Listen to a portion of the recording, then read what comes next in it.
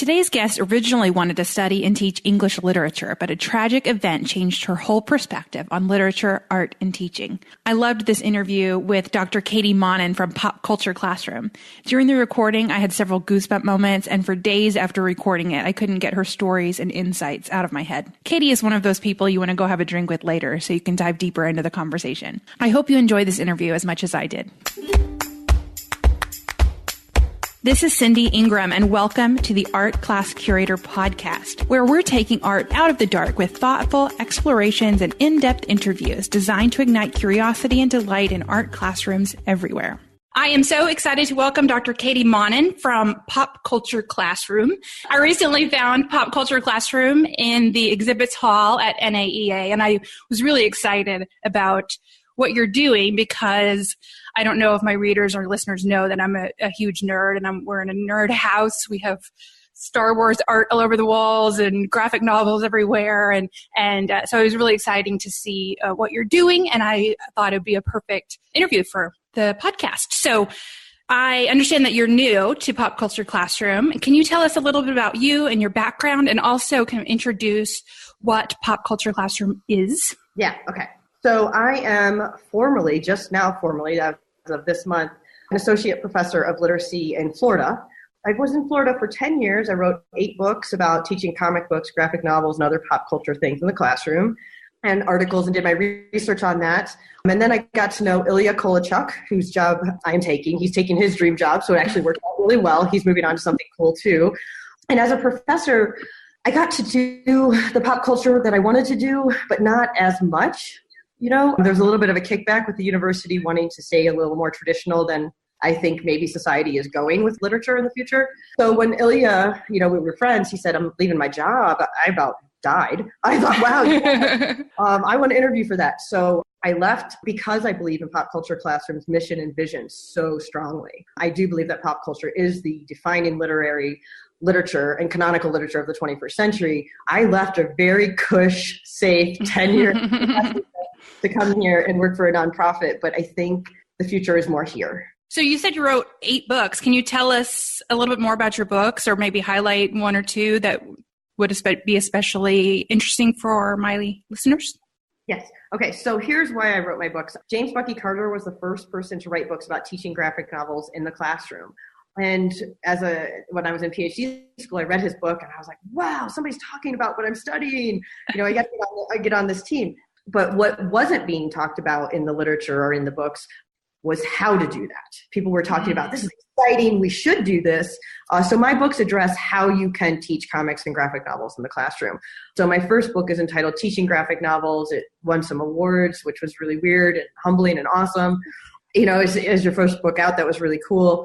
So Teaching Graphic Novels is probably the mainstay book that people like the best. I'll just highlight the 2 that I think people like the best. And then my favorite one is a graphic novel about teaching graphic novels, because I wanted to take that. I wanted to take that rhetorical idea and say, here's a graphic novel that will teach you teaching literature as a graphic novel. Embedding that art with that language arts at the same time. So it's called Teaching Reading Comprehension with Graphic Text. And they're all on Amazon if you look up my name. We'll link to those 2 in the show notes. So thank you. I was maybe a little bit skeptical of the whole graphic novel thing because my daughter, she is 8, and she is obsessed with graphic novels. And I was worried at first. I was like, well, she wouldn't go beyond it to other types of books. And I was worried that was going to be all she would ever read. And if it would stunt her, but really she started to move on to chapter books. And I've seen such a huge, amazing growth in her and her storytelling abilities and her artistic skills, like just to see those things merged. It's really exciting to see that progression. So I'm totally on board with that mission too. So that's awesome. Congrats on your dream job. That's amazing. Thank you. It's very exciting. Yes. And it's in Denver, right? Yes. Your offices? City, yes. Wow, that's perfect. Okay.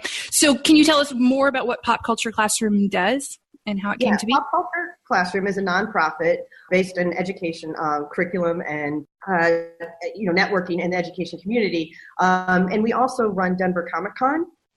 So there's a relationship where we're doing both all year round.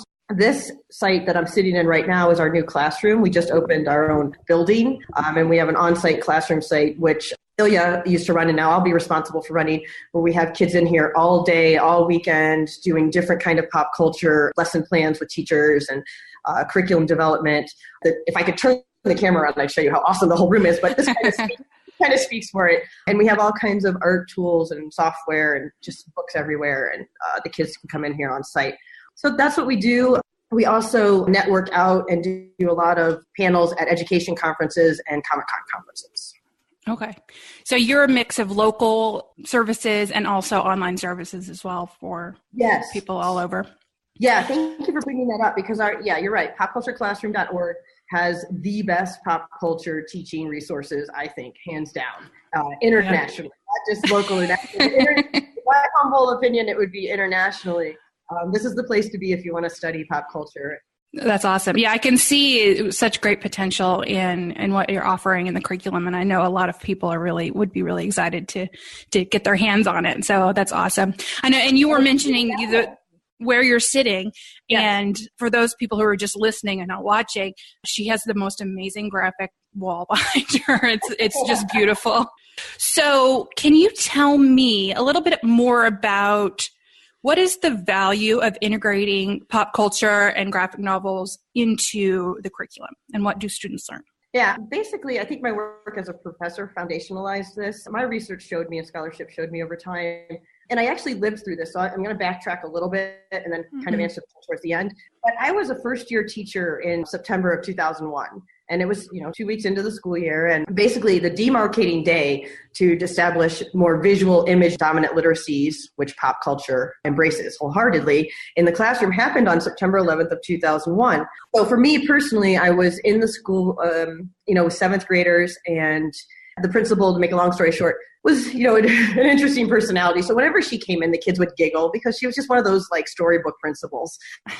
She was just, but she came running into the room the morning of September 11th, whispered in my ear, and ran back out of the room. And, if you're with 10 to 12-year-olds, they're going to giggle when the principal does that. And they giggled, but what she whispered in my ear was, turn on the TV, there's a national emergency, talk to the kids. And she just ran back out. As a really young new teacher, I didn't know what to do with that yet, but I knew it was seismic, because I really love history. I love the connections between education and history. So I could feel, that intuitive sense that something big was happening. So I went over to the corner of the room, I turned on the TV, and as soon as I turned it on, in that split second of time of turning around to face my students, we all at the same time saw the second plane hit the Trade Center building in live time. And in that second, that tragically horrific second, I'm turning around, and two students who are awesome kids, are now in their 30s, which makes me feel old, but two students one named Kevin, Chris stood up and he said, "Sweet, best movie explosion ever, they're all dead," because he didn't understand what he was seeing. And at that age, you kind of have to give that wiggle room, because of course. And then another student, Kevin, started crying and saying, my dad's there. So I had polar opposite, reactions. And I was in Columbus, Ohio at the time. So his dad was traveling. But anyways, in that moment of time, I realized that my students did not know how to read visually what they saw on screen or image-based environments. Wow. And technology. And it changed everything I wanted to do with teaching language arts and literature. And so, I had to deal with half the class crying and half the class thinking it was a movie. And then embracing the fact that I had to calm myself down, be the adult in the room, and, help with all of their reactions without, I also knew in the moment that if I got upset with the kids who thought it was a movie, that was going to scar them even more. This was a historic, as soon as I saw it, I knew what it was. And then literacy scholarship, sorry to get back to the answer to your question, but to put that little anecdote in there too. Wow. What I found then over the years, over the last, 17 years since then, is that, and other little literacy scholars have found this as well, is that September 11th marked the day in history where during the American school day, teachers and students unfortunately had a wake-up call that kids don't know how to read what they're seeing visually. So we started seeing mass production after 2001 of comic books, graphic novels, animation, and family movies that are much more literary than they used to be. If you think about like a cartoon, if we take it out of comic books or graphic novels for a second, if you think about a cartoon like the Smurfs, maybe when we grew up, And then we look at something like Amazing World of Gumball or Clarence or the shows that are on now. They're operating on this literary level where the stories continue, the characters are deep, there's deep exploration of plot, setting, theme, all those things we teach in language arts and in the standards. So that's how I would answer that question. Wow. That gave me chills. I never thought about that. I mean, I did, when I was in grad school, I took a class on visual culture. Oh, cool. And we did talk a lot about, how kids don't really know how to process. And now, especially, the images are just constant. So it's hard to decide what's real and what's not, especially with, Photoshop and all of that. So, that's just really incredible. And also, too, while you were talking, I was thinking, I'm going to mention my daughter 1,000 times in this episode, and I apologize because this is her thing. But I've noticed, too, the emotional understanding of reading people's feelings and emotions has been her experience, that those graphic novels are really helping her with that.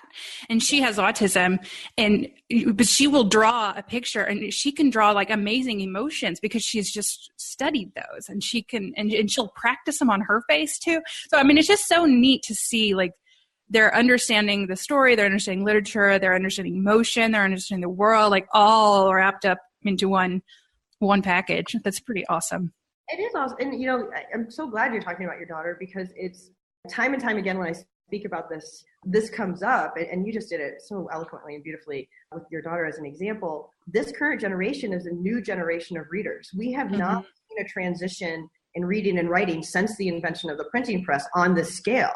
So it's been, 500 years since we've had to change the landscape of what it means, or the definition of what it means to read and write. And I think some of the kickback we get from education is, well, print text literacies, we can't have them go away and do all this image dominant stuff.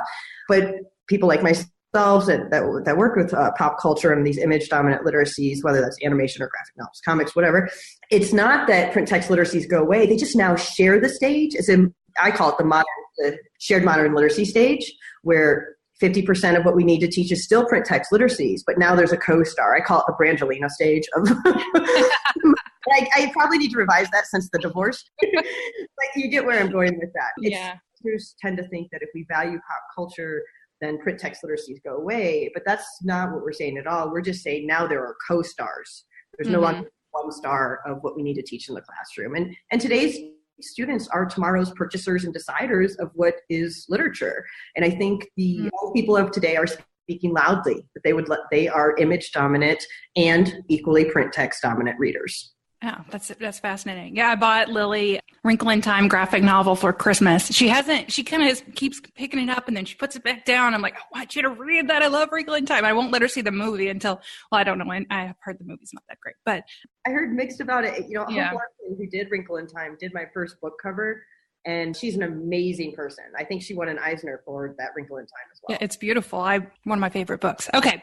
So can you tell me about a lesson or project or something that you feel would be especially successful for an art teacher to incorporate into their curriculum? Yeah, one of the things there are a couple. I would point people to, I do write monthly lesson plans with curriculum ideas. They review the graphic novels, and then they have a lesson plan. They're on diamondbookshelf.com. So you can find those 2 a month all the time. And there's a database of almost 300 over the last 7 or 8 years. So yeah, that's a great resource to check out. Okay, Diamond.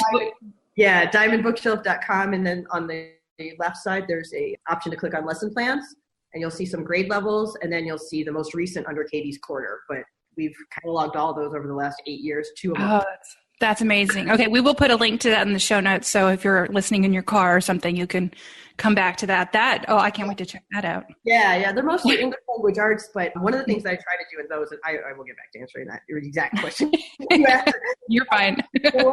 One thing that's really important to me and to those of us here at Pop Culture Classroom and other new literacy scholars is that these lesson plans that we design not just value print text responses to the literature, but also the artistic, more image-based responses as well. So I think when listeners or viewers click on those links, they'll see that the lesson plans are very visual in nature for art teachers as well. So a project that I like the best is probably indicative of it's very similar to a graphic novel I'm writing a teaching guide about. It's more of a multi-genre expression where it's couched in a kind of graphic novel format, but the kids are freed up to do a couple things. Here's what we do.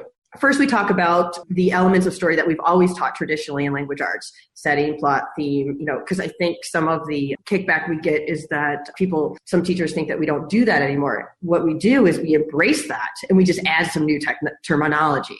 And there's 3 basic terminology for teaching with visuals is panels, gutters, and balloons. And they're different types and they align to those elements of story. So anyway, sorry, that's just kind of the groundwork. And then I encourage them to do a multi-genre expression where they embrace panels, gutters, and balloons to both textually and visually show how they're responding to a certain graphic novel or text. Something else we do here at Pop Culture Classroom is then empower students to, especially with character design, take what they've been inspired by in a comic, graphic novel, game, a video game, or animation of any kind, and then develop and design their own character. We have some curriculum for that, like in that storytelling through comics that you mentioned, where they go through lesson plans that help them, kind of pick a pseudonym, then pick a persona, and then keep designing that up and up for about 15 lessons. Yeah, I was really impressed when I was looking through your program, Storytelling Through Comics, because, I only looked through, it was just like a free PDF version, but you'll need to check this out if you're listening and you're interested, because it has videos from artists that teach you the different steps, and it talks about, all the different visual terms for, bleeds and, all that stuff. And it was very comprehensive for an art teacher, because I was worried when I was kind of looking through, I was like, well, is this going to be too language arts focused where an art teacher can't fit themselves in? But it really is not. It's very user-friendly for an art teacher and very beneficial for an art teacher. I would definitely use it if I were back in the classroom. Yes. And I think pointing out that terminology is the bleeds and those sorts of terminology. Mm-hmm. Yeah, it's really cool. So where can teachers find that if they want to check it out? popcultureclassroom.org. Okay. So if an art teacher is new to sort of incorporating graphic novels, or they don't know anything about graphic novels, which comic book artist would you recommend starting with? Do you have any favorites that they... I have tons of favorites. Well, not tons of favorites. It would depend on what grade level. Are we talking early grades, YA, or adults? Maybe a couple examples for each grade level, like maybe an elementary example, a middle, and a high. Okay. So for elementary grades, I think the probably most high-quality publisher out there is Toon Books. So all of their books I would recommend. They have an amazing website. I believe it's toonbooks.com. And Toon Books is founded and run by Francois Mouly, who's the art editor of The New Yorker, and her husband, Art Spiegelman, who wrote Mouse.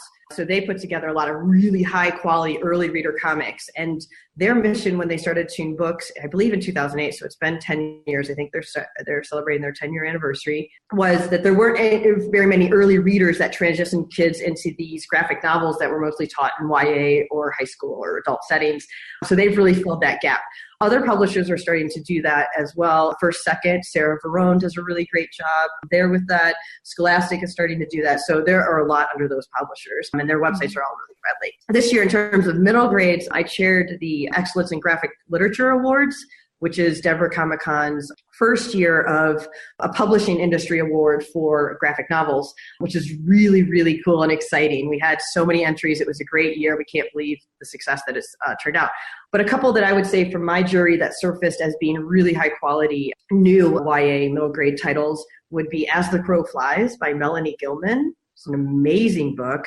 Brave by Svetlana Chumkova. I might be saying that wrong, but it's called Brave. And Lion Forge has put out they have an amazing new set of YA titles. So I'm probably giving you more than you asked for. And then for high school settings, probably my all-time favorite has to be Persepolis, Mouse, Blankets by Craig Thompson. I just read Spill Zone last night. I forget who wrote and illustrated. Anyways, it was one of the entries for this year's Excellence in Graphic Literature Awards as well, and it did really well. I don't know the end results of the voting, but I know that it did really well behind the scenes. Those are just, off the top of my head, I could go on and on, but yeah, those are the highlights. We will write those all down and put them in the show notes. So you didn't have, I kept catching myself wanting to write these down, but I was like, wait, we'll write it down. On YouTube, if you go on YouTube and you search Excellence in Graphic Literature Awards, you'll see the nominations for all the categories from early to adult. So it'll give your readers and listeners and viewers a really good dose of this year's high quality text in all those categories. There's Kidlit TV did a 20, 30-minute segment where we did all the nominations and aired them live. That was really cool. Do you have a student artwork component to that? Can students submit things for those awards? This morning we have one for Denver Comic-Con, and I didn't know that. Maybe I'd heard it a little bit before, but this morning when I came to work, Ilya, so we're in transition, is training me to take over this position. And he said, hey, do you want to see some of the art that the kids are submitting for Denver Comic-Con to get to go to con if they win, to go to Denver Comic-Con and also have lunch with a real artist and kind of shadow them a little bit. So I was looking at some of that artwork this morning, and these kids are so talented. One of the ones that we thought was really, really good, and I can't reveal it right now, but I asked Ilya, I said, gosh, that kid, what are they, 12th grade? And he said, no, they're 11. So these, and the more we looked at them, the more I kept over-guessing the age. We all were over-guessing the age. And I think that's because, again, this generation of readers, they're a new generation where images and visuals and art are critical to their existence. It is not a special subject that gets relegated to, some side time. English language arts and art teaching go together in the 21st century. They have to go together. So I think, so one of the missions for Pop Culture Classroom is to keep making that case that these need to keep merging. Even in hard economic times, we need to value the literacies that are of the future. And these are the literacies of the future. Yeah, my whole kind of focus on my website is connecting with works of art, and I use English language arts to do that all the time, writing poems about art and character analysis and writing stories, and it's just a natural fit. They have to be. So, okay, so is that a local program only for the Denver Comic-Con thing, or can people nationwide submit for that? Do you know? I don't know. I would assume that if they're willing to come to Denver, if they win. Okay, so you only get the ticket to the conference. You don't get like the flight, right? I don't think so. But, we're in a transition, and, we can, if we keep doing really well, and, Denver Comic-Con they're really, really, really impressive. I think people should check it out. The word is definitely on the street that Denver Comic-Con is really high quality show. We pride ourselves on being education based and family friendly. And that's one of the reasons I also took the job, because it really is. I encourage people, if you're ever in this area in June, in June, it's usually in June, to come check us out, because it's definitely safe, family friendly, and just a really nice Comic-Con. That's awesome. Okay, so if you do find out if people can submit, and when you know that information, I would love for you to share it with me, and I will include it in the show notes with an update, because I have a feeling that a lot of people would be interested in submitting their student work. Even if you had like an online only competition or something, like, I don't know. I will ask Ilya that today. I would love that information. Okay. So if an art teacher wants to do this in their classroom, what are some of the first steps that they can take to start this work? One of the first steps that I would suggest is that art teachers read a comic or graphic novel with students, and make sure that students can identify and understand and report back what a panel, gutter, and balloon are. Once we establish that, then we can move into the writing of our own and creating of our own. And in that storytelling through comics, we have a 4-story sequence arch, where you start with the character here, and students in that first panel can start with that character and whatever their self-expression is at that point. You have some rising action, you have that climax, kind of have a fall, but not back down to where the character started. There's some evolution, and the character's on a new level at that end of that arch. So you have 4 panels showing that sequence in the art. So that would be my beginning recommendation for that. But definitely starting with the reading of the high quality that whatever the art teacher would like to value. If it's a comic or graphic novel, if they want their students to express them characters, then I would highly recommend picking a comic or graphic novel with high character design or plot or whatever the emphasis needs to be. Yeah, I think a lot of the same strategies that you use when analyzing works of art, which is what I talk about on my website, you can use for, analyzing the panels and the story there too. So that's awesome. And so that curriculum that you have, storytelling through comics, is like how long of a sequence is that? Is it 2 weeks? Yeah, it's about 2 weeks. It's 15 lessons. But you can decide to do it, I think, in 5 lessons, 8, 10. However, you can kind of cater it to whatever time amount you have. That sounds awesome. Yeah, it really does walk you through step by step that whole process, which I think is awesome. Okay, so how can teachers connect with you online? I know we've mentioned several links throughout, but let's just sort of wrap those up. How can they connect you online, both links, or if there's a social media account that you want to share with us? Yeah, we have Twitter account, Pop Culture Classroom. We have Facebook account, Pop Culture Classroom. We also also, I would highly encourage you to go to popcultureclassroom.org. You can see everything we do from Denver Comic Con to the classroom piece and how it all works together and our mission and vision. So those would be the highlights of that. Okay. Oh, and my email would be k.monnin@popcultureclassroom.org. Okay. And that's MONNIN. Yes, awesome. You got it right. And please email me. I respond to all emails. Hopefully I'll get a bunch of emails. Oh, good. Yes, because I think there's going to be a lot of people who are excited about this. If they didn't check you out at NAEA, it's really good resources, guys. So you need to get on that website and check it out, because I really wanted to spend all day on the blog too. A lot of good suggestions on, graphic novels about social justice or graphic novels about racism. Like there were different things like that, which I like to do on the art side too. So I loved it. Well, I'm glad you brought that up too, though, because one thing I would encourage your listeners to think about as well is if you're doing something in your classroom that's super cool and you want to write about it in a blog for us, we are all about collaborating and getting the best teaching out there. So we would love to hear from you. Oh, that's awesome. That'd be great. So hope you guys listened to that and take her up on her offer. Okay. So, and then I have one final question that I ask everybody. Okay. And that is, which artwork changed your life?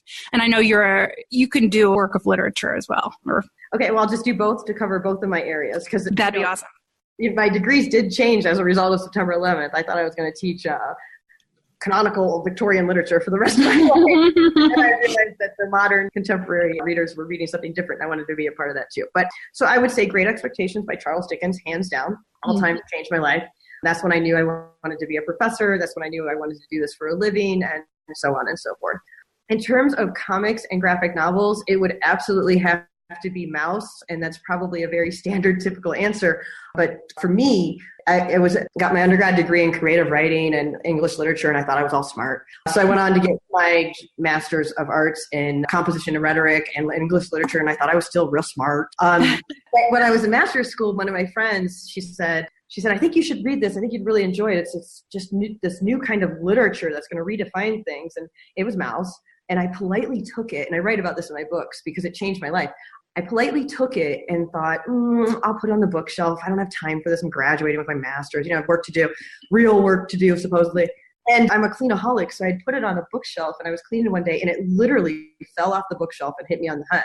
And I was, so I'm a little superstitious, so I thought, well, maybe I should read this. And I read it at the same time September 11th happens, which we talked about earlier in the interview. And reading that and then seeing how much my students needed to understand visual literacies in the 21st century solidified my future for me. So Mouse changed my life. Okay. I haven't read that one, so I'm going to check it out. It's powerful, definitely high school adults. And if you have an early or young adult reader who can handle some heavy Holocaust subject matter, then wow. It's very heavy. And it was the first graphic novel to win a Pulitzer Prize in the early 90s. So it made a big splash in what was a smaller pond, because the term graphic novel was actually coined in 1978 by Will Eisner. And it took some traction in our world, but when Spiegelman won the Pulitzer, it really kind of made that splash bigger. Wow. Okay. I'm definitely going to read that, although I'm very sensitive on, I don't even know if I could handle that, but I'm going to try it, because if it changed your life, I'm going to read it too. Thank you so much for joining me today, and I hope that all of the readers found some awesome value in that. I know I had some kind of goosebumps moments with your talk about September 11th and the change, and it really made me sort of think about what our students are going through and think about the future of literature in a different way. So thank you again so much. And I encourage all of you listening to go to popcultureclassroom.org and check it out, because I've been really enjoying that. So thank you so much again. Thank you too. I hope you have a great day. Thank you so much for listening. If you like what you hear, please subscribe and give us an honest rating on iTunes. This will help other teachers find us and hear these amazing stories. Do you want even more art inspiration? Sign up for Art Class Curator's once a week email newsletter, Your Weekly Art Break. Teacher Sarah Warnock says, I truly do take a break from my busy week to check all your links and feel inspired. Everything you share is relevant, meaningful, and also super helpful. You definitely help me become a better art teacher, and I look forward to your emails each week. You can sign up at artclasscurator.com/artbreak. And as a free gift for subscribing, you'll get 6 free art interpretation worksheets to use in your classroom. Be sure to tune in next week for more inspiring art interviews. Thanks so much to Dr. Katie Monnin. I can't wait to see how Pop Culture Classroom evolves under her inspiring leadership. Be sure to check out the show notes at artclasscurator.com/6 to learn more about Katie's work as well as Pop Culture Classroom and everything we talked about today. In our next episode, Susan Riley of Education Closet walks us through how to do authentic arts integration, where art is not subservient to the core content. Keep listening to hear a preview of my interview with Susan.